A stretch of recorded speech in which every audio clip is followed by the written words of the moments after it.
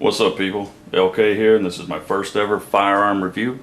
Today we're going to be taking a look at the Sig Sauer P239. Again, first firearm review. I thought about creating a new show, coming up with a catchy title, putting in some flashy production, but in the end I kind of decided against it. It's best not to overcomplicate things. This is going to be a pretty raw video for the most part, just going to give you the information that you're looking for. This video assumes you're either a beginner to semi-proficient firearm user, if you're on the market for something for home defense, or if you're a licensed carrier and you're looking for something to carry for personal protection. This can satisfy on both fronts. So we'll open it up here, take a look at it. And brand new out of the box, obviously you're going to have your semi-automatic double action 40 caliber pistol. It's going to come with 2 magazines, and these mags are single stack. For those of you that haven't heard that term, or if you don't know what the difference between double stack, single stack. Single stack, you've got 1 stack of ammunition here in the magazine. They're pretty slim. This particular one holds up to 7 rounds. If you chamber one in the pistol and then reload this, reinsert it, you've got a maximum of 8. And again, this comes with 2 of these, which you can always buy more if you're looking to have a whole pocket full, if that's what you need. Hopefully not. I've got mine loaded with hollow points here. These are Federal Premium Hydroshock rounds. My personal opinion, very, very effective when the need arises to deal with a threat. And I mentioned single stack, double stack. This is single stack. This is going to be a double stack magazine. This is actually for a 9mm. There's 15 rounds here. You've got a stack on either side.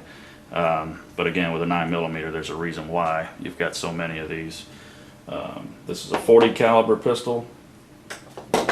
You're not going to need very many rounds if you're a civilian. I know a lot of people make the argument sometimes. They say, well, you know, it only carries 8 rounds. I want something that has at least 15, 16 or beyond. I mean, looking at it realistically, you know, if you're not in the armed forces, you know, overseas fighting a war, that you're not really going to have to worry about that, again, unless you're doing something with this you really shouldn't be doing with it. This 1 magazine is plenty.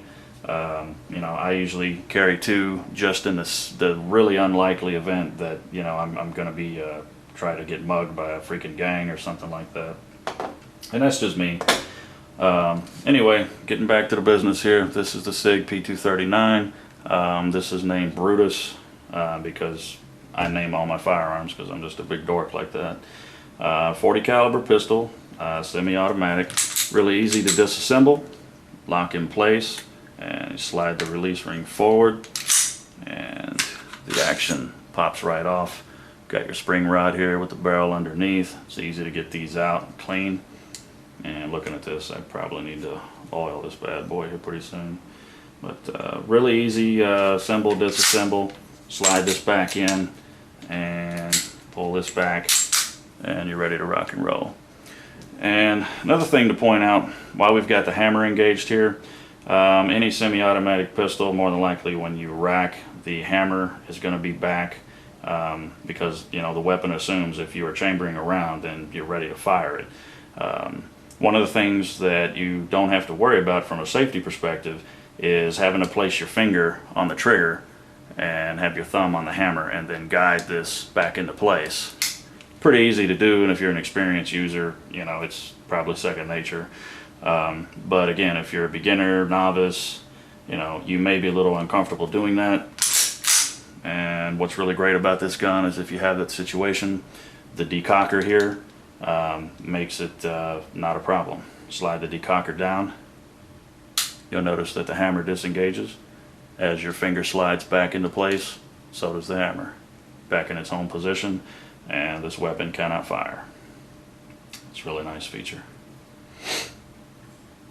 And also, you've got your night sights here and here. It's right out of the box, brand new. Don't have to worry about getting those customized. It's already in place. And we'll do a little comparison here for size.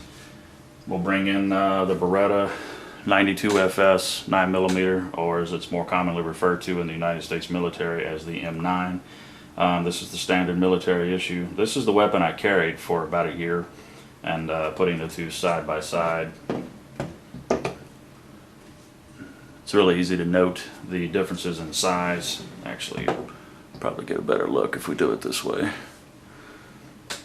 Yeah, the 9mm has a longer barrel. It's a taller weapon. I didn't really have a problem per se carrying it because I have big pockets, and you know, I don't mind sliding this in there. But after a while, I mean, it does get a little bit aggravating. If you're looking for something a little more compact like I was, I found the Sig P239. Again, it's much more convenient to carry. And another thing to point out here, there's actually no safety on the weapon, which some people may say, you know, well, hey, isn't that a problem? Well, it's a problem if you plan on leaving it laying around and you've got kids around. If you're a responsible gun owner, it's only going to benefit you. And the reason why, let's just say this is your weapon here, and you're dealing with a firearm that not only has the safety, but this one actually has the ambidextrous safety where you can engage it from both sides. You know, let's just say in the heat of the moment, your adrenaline's running high, you reach for this weapon, and somehow while you're fumbling around, you engage the safety. You know, you pull it, get ready to fire, and this is what's going to happen. And if you have an attacker who's closing in, this is going to cause you a big problem. And, you know, again, we're talking about civilians here. You know, if you're watching this and you're in the armed forces, or you have been, obviously this isn't a problem for you. You know, the civilian life, we don't have too many moments where we're in the heat of battle, thankfully. So, you know, with this here, you have no safety. So if you've got a magazine in here, you've already racked, chambered around, let's say you get ready to pull this thing, point, aim, fire, there's nothing that's going to stop you from doing that. So the reaction time is minimized. If you have an attacker who's closing in, all you got to do is pull it, aim, boom, problem solved. And that's really an awesome thing. And something else to point out, excuse me, if you're like me and you have big hands, one of the things that was a concern when I very first held this gun, and I held it without the magazine in it obviously at the store,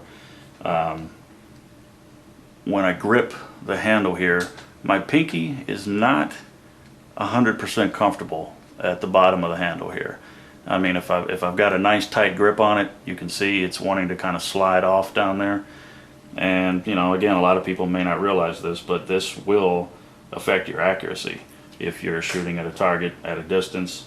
One of the really great things about the magazines here on this particular model is the lip at the bottom. So basically, when you have your magazine in, now watch when I grip the handle here. My pinky's perfectly in place. I can grip it as hard as I want to, and it's not wanting to slide because of that lip on the bottom there. So if you're like me and you've got big monster gorilla hands, this could really come in handy as well. In my opinion, it makes it one of the premier firearms that are out there. And there's really not a lot more to go over. I guess since we're talking about 40 caliber versus 9mm, I can show you a quick comparison here. This is your standard 9mm round, and this is going to be the 40 right here. And putting the two side by side, there doesn't appear to be any glaring differences. It's not until you look at the two from an overhead perspective that you really see the distinction. 9mm on the bottom. Look how much bigger in circumference the 40 is here. Yeah, I feel a lot safer toting this bad boy around. But again, if you choose to carry the 9mm, you've got 16 rounds. If you can't solve your problem with that, you know, you're either a horrible shot or you're doing something with it you shouldn't be doing. So either way, it's a really good thing. Going back to the P239 here, I've been carrying this for about a year and a half now. I don't have a bad thing to say about it. I have you know, done some research, and I've seen people fire hundreds, thousands of rounds through this weapon trying to get it to fail, and it just doesn't. It doesn't fail. And I'm sure as soon as I say that, there'll be somebody saying, oh, I've got one that failed on me. Well, if that happened, that sucks, but you're not going to see that very often. Sig, if you know anything about them, do your research.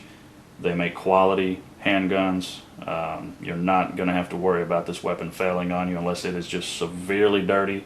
And when I mean severely dirty, you've like ran it through the mud and you know, didn't bother to clean it. You're not going to have a problem with this failing. You're just not. So, great weapon. That's pretty much about it.